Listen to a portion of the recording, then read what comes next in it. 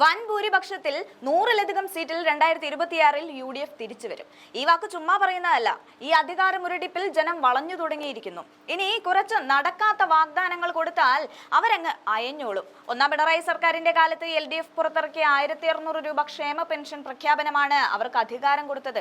പിന്നിൽ നിന്നും മുന്നിലേക്ക് ചാടണമെങ്കിൽ പെൻഷൻ പിടിച്ചാലേ രക്ഷയുള്ളൂ എന്ന് മനസ്സിലാക്കിയ പാർട്ടി അത് 2000 രൂപയാക്കി. പക്ഷേ അന്നത്തെ സാഹചര്യമല്ല ഇന്ന്. പിണറായി സർക്കാരിന്റെ എല്ലാ കൊള്ളരുതായ്മയും ജനങ്ങൾക്ക് നല്ലതുപോലെ അറിയാം. അതുകൊണ്ട് വെറും 400 രൂപയിൽ ഒതുക്കാൻ പറ്റിയതല്ല ഈ ജനങ്ങളെ. അതിന് നിങ്ങൾ ഒരുപാട് കണക്ക് പറയേണ്ടി വരും. ആശമാരോട്, അംഗനവാടി ജീവനക്കാരോട്, സ്കൂൾ ടീച്ചേഴ്സിനോട്, ഡോക്ടേഴ്സിനോട്, കർഷകരോട്, വിദ്യാർത്ഥികളോട്, പൊതുജനങ്ങളോട്, അങ്ങനെ ഒരുപാട് പേരോട് കണക്ക് പറയേണ്ടി വരും. അതുകൊണ്ട് തന്നെയാണ് ഉറപ്പ് പറയുന്നത് അടുത്ത UDF സർക്കാർ തന്നെയാണ് ഭരണമെന്ന്. കേരളത്തിലും അധികാരം നഷ്ടമാകുന്നതോടെ ഇടതുപക്ഷ പാർട്ടികളുടെ പൂർണ്ണ പതനം ഉറപ്പിക്കാം.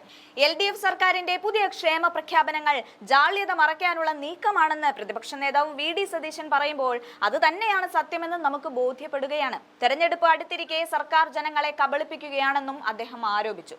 പാവപ്പെട്ടവർക്കും സാധാരണക്കാർക്കും നൽകുന്ന ഏത് ആനുകൂല്യത്തെയും സ്വാഗതം ചെയ്യുന്നുണ്ടെങ്കിലും അധികാരത്തിൽ വരുന്നതിന് മുൻപ് പ്രഖ്യാപിച്ച സാമൂഹ്യ സുരക്ഷാ പെൻഷൻ 2500 ആക്കാനുള്ള വാഗ്ദാനം 4.5 വർഷമായി പാലിച്ചിട്ടില്ലെന്ന് അദ്ദേഹം ചൂണ്ടിക്കാട്ടി.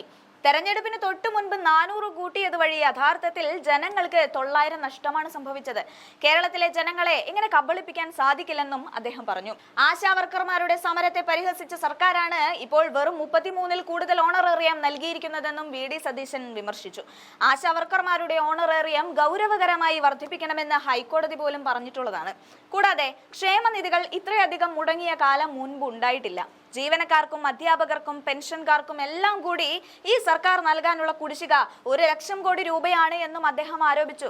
പെൻഷൻ നൽകി തുടങ്ങിയത് നായനാർ സർക്കാരാണെന്ന CPM പ്രചാരണം പച്ചക്കള്ളമാണെന്നും തെരഞ്ഞെടുപ്പ് മുന്നിൽ കണ്ടുള്ള ഈ വർധനയുടെ പിന്നിലെ തന്ത്രം മനസ്സിലാക്കാനുള്ള സാമാന്യ ബുദ്ധി കേരളത്തിലെ ജനങ്ങൾക്കുണ്ടെന്നും സതീശൻ കൂട്ടിച്ചേർത്തു.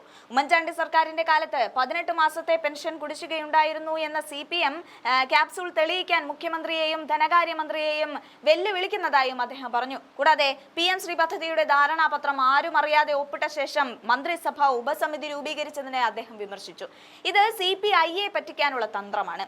ഇതിൽ നിന്ന് പിന്മാറാൻ മുഖ്യമന്ത്രി ഭയക്കുന്നത് എന്തിനാണെന്നും അദ്ദേഹത്തിന് എന്ത് സമ്മർദ്ദമാണ് ഉള്ളതെന്നും സതീശൻ ചോദിക്കുകയുണ്ടായി. 2026-ൽ 100-ലധികം സീറ്റുമായി UDF തിരിച്ചു വരുമെന്നും അതിന് നേതൃത്വം നൽകുന്നത് കോൺഗ്രസ് ആയിരിക്കുമെന്നും VD സതീശൻ പ്രഖ്യാപിച്ചു. കോൺഗ്രസിലാണ് പ്രശ്നമെന്നത് CPM പറയുന്ന കള്ളക്കഥയാണ്. യഥാർത്ഥത്തിൽ ഇപ്പോൾ LDF ആണ് കുഴപ്പമെന്നും അദ്ദേഹം പരിഹസിക്കുകയാണ്.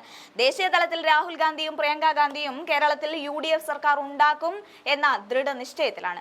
കോൺഗ്രസ് സർക്കാർ ഉറപ്പു തരുന്ന സതീശന്റെ അദൃശ്യങ്ങൾ നമുക്കൊന്ന് കണ്ടു നോക്കാം. ഞങ്ങൾ നേരത്തെ തുടങ്ങിയതാണ്. ഞങ്ങളതിൻ്റെ എല്ലാ നടപടിക്രമങ്ങളും പൂർത്തിയായി. ഞങ്ങൾ നന്നായി വോട്ടർ പട്ടികയിൽ പേര് ചേർത്തു. കേരളത്തിൽ എല്ലായിടത്തും വാർഡ് കമ്മിറ്റികളും ഡിവിഷൻ കമ്മിറ്റികളും ഉണ്ടാക്കി. ഞങ്ങൾ എല്ലാ വീടുകളിലും ഭവന സന്ദർശനം നടത്തി. ഞങ്ങൾ എല്ലാ വാർഡുകളിലും കുടുംബസംഗമങ്ങൾ നടത്തി. ഞങ്ങളിപ്പോൾ എല്ലാ സ്ഥലത്തും പദയാത്രകൾ നടത്തിക്കൊണ്ടിരിക്കുകയാണ്. നല്ല തയ്യാറെടുപ്പാണ്. നല്ല വിജയം UDFിനുണ്ടാവും. അല്ലല്ല, അങ്ങനെ കോൺഗ്രസ് അതിപ്പോൾ വന്ന വാർത്തയിലല്ലേ. കോൺഗ്രസ് നേരത്തെ തൊട്ട് തന്നെ മുഖ്യമന്ത്രി സ്ഥാനാർത്ഥിയെ തെരഞ്ഞെടുപ്പിന് മുമ്പ് പ്രഖ്യാപിക്കാറില്ല. അത് എല്ലാവർക്കും അറിയാമല്ലോ. ഇന്ത്യയിൽ എല്ലായിടത്തും അങ്ങനെ തന്നെയാണ്. കോൺഗ്രസ് ജയിക്കുന്ന സംസ്ഥാനങ്ങളിൽ പോലും ഇപ്പോൾ കർണാടകയിൽ നമ്മൾ ജയിച്ചില്ലേ, തെലങ്കാനയിൽ ഞങ്ങൾ ജയിച്ചില്ലേ, അവിടെ മുഖ്യമന്ത്രി സ്ഥാനാർത്ഥിയെ പ്രഖ്യാപിച്ചില്ലല്ലോ.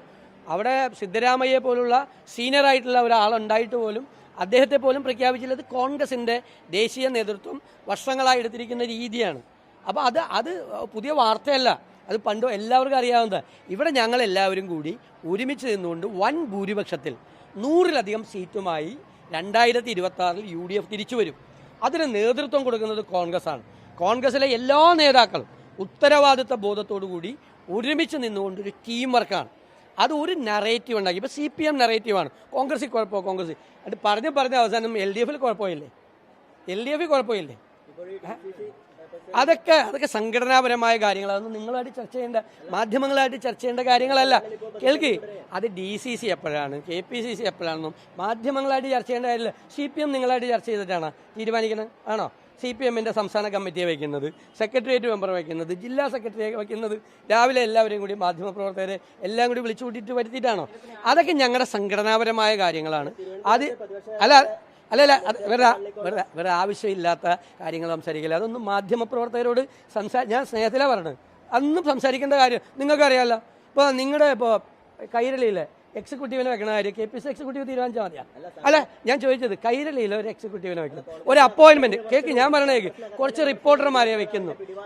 അന്ന് നാളെ മുതൽ കൈരളിയിലെ റിപ്പോർട്ടർമാരെ KPC എക്സിക്യൂട്ടീവ് കൂടിയിട്ട് തീരുമാനിക്കുക. അത് പറ്റുമോ? അത് കൈരളിയുടെ മാനേജ്മെന്റാണ് ചെയ്യുന്നത്. ഇവിടെ ഒരു മാനേജ്മെന്റ് ഉണ്ട്. കൈരളിക്കാർ തീരുമാനിക്കേണ്ട, തിരുവനന്തപുരം DCC പ്രസിഡന്റ് ഞങ്ങൾ തീരുമാനിച്ചോളാം.